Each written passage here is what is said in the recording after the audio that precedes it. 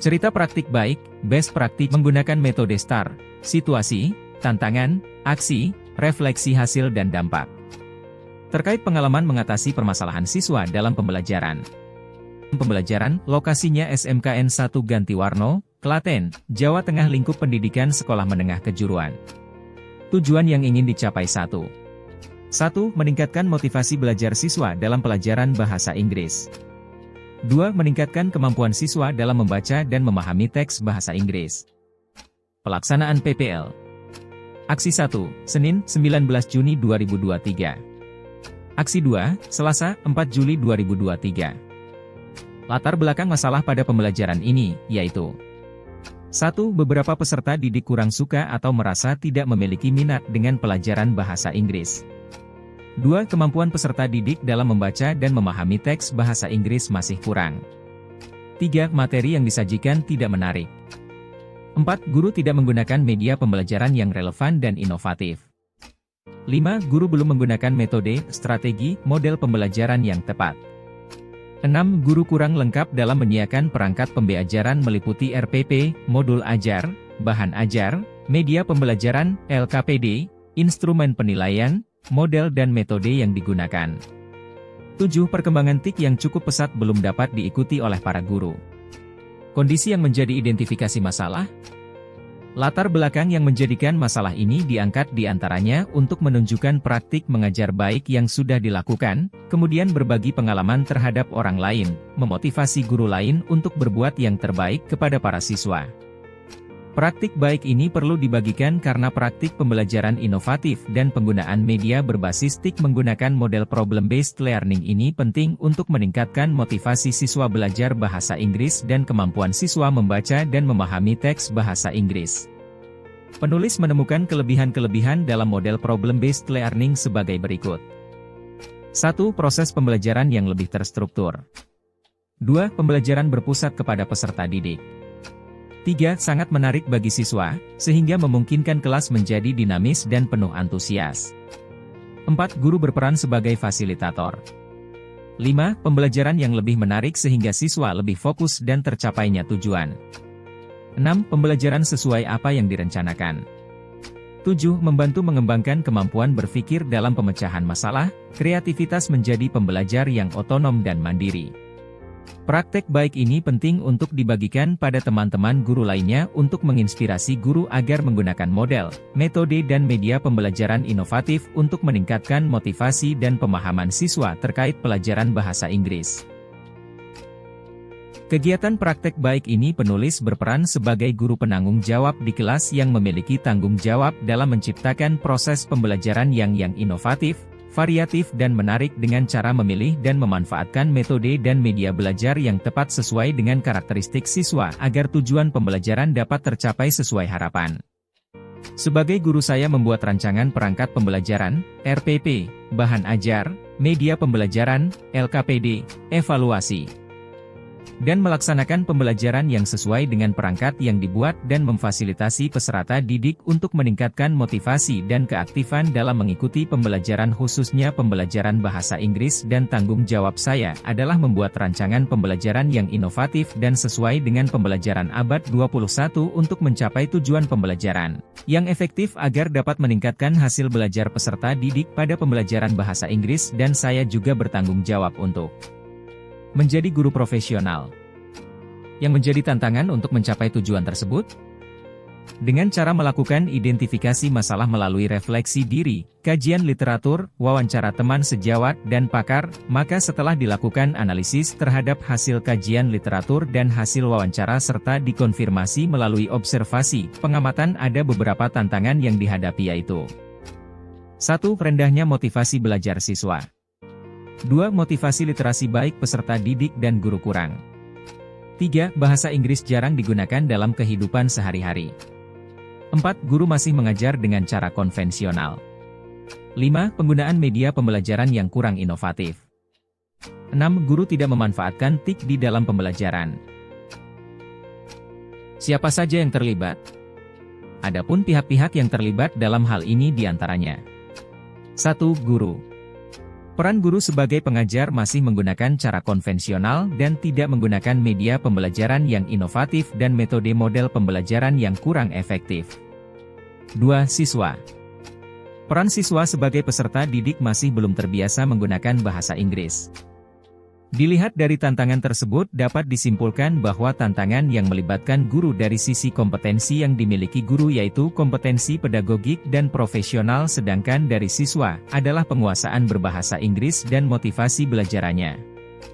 Kepala sekolah dan manajemen sekolah sebagai pembuat kebijakan, dosen dan guru pamong yang membimbingan dalam PPL dan teman sejawat sebagai korektor sekaligus motivator serta membantu dalam proses perekaman kegiatan pembelajaran.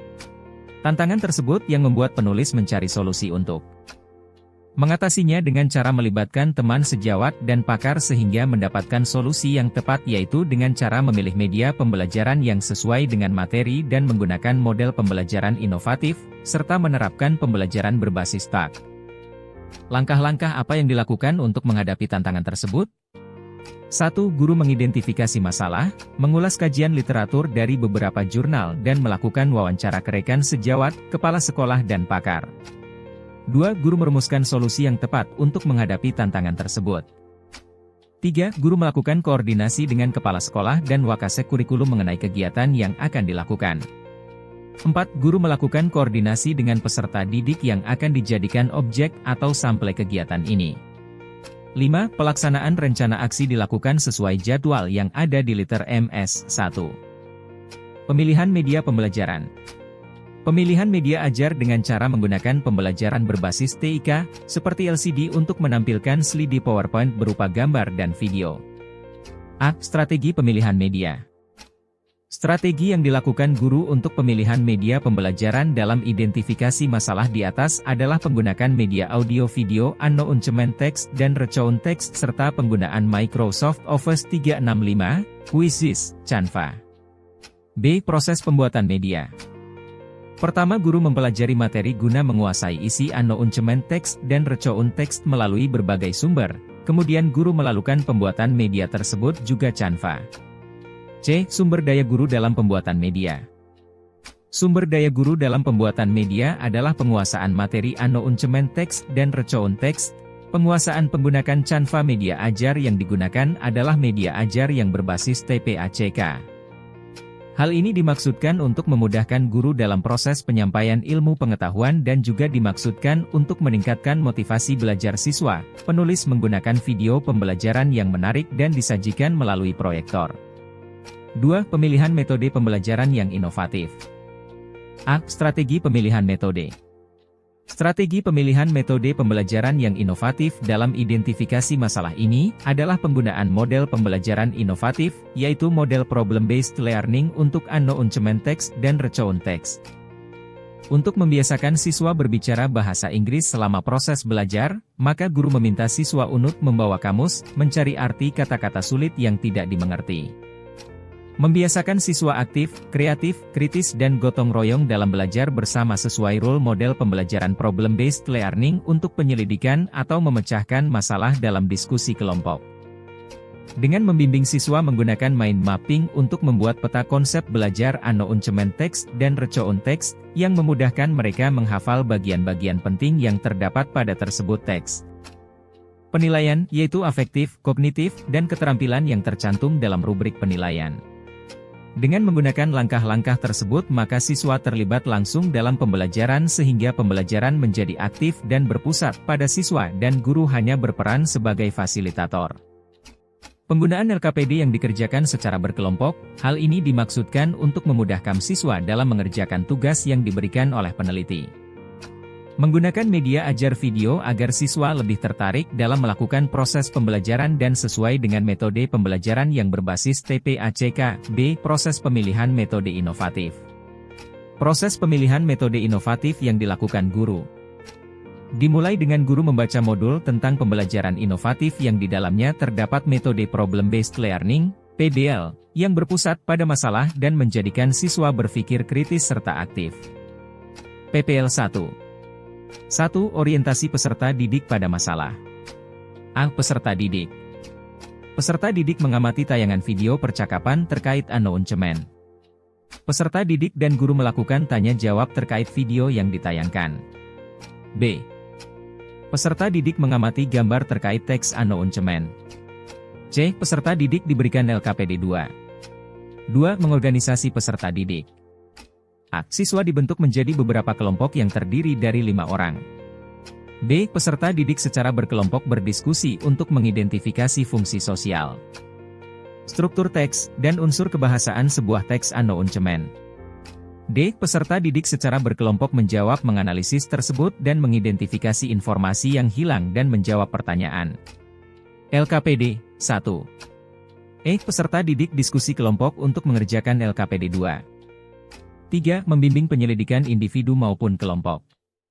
A. Peserta didik secara berkelompok merancang teks announcement LKPD 2. B. Guru memandu siswa memahami bahwa teks pengumuman disusun dengan organisasi yang berupa opening, content, dan closing.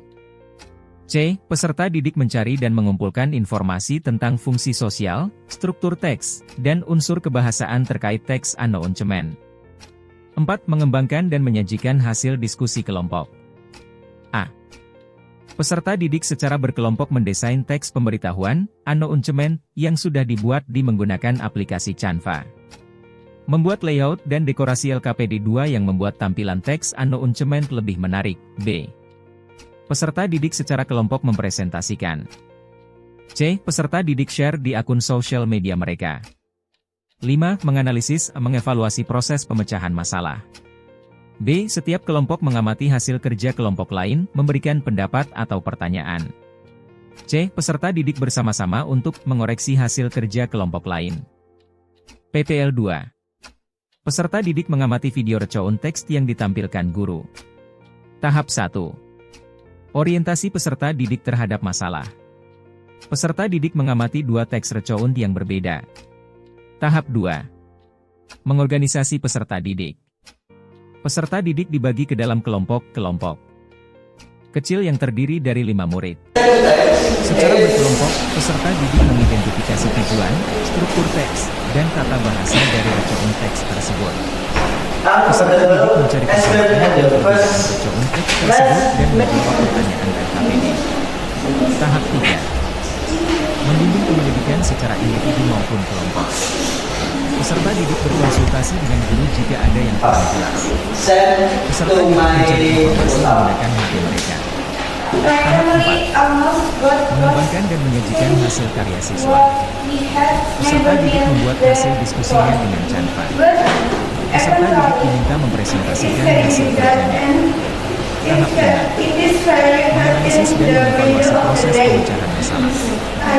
Peserta didik bersama guru membahas hasil kerja peserta didik. Guru melibatkan peserta didik lain untuk mengevaluasi hasil kerja.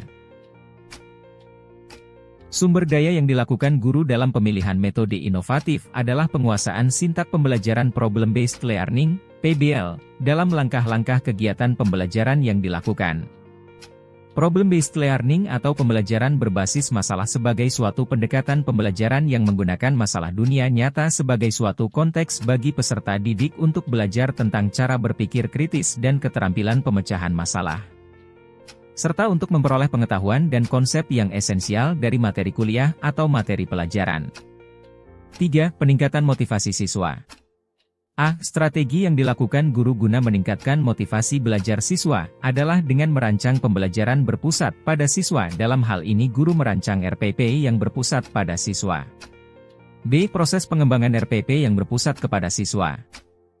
Guru menentukan kegiatan apa saja yang mendorong keaktifan siswa dalam proses pembelajaran.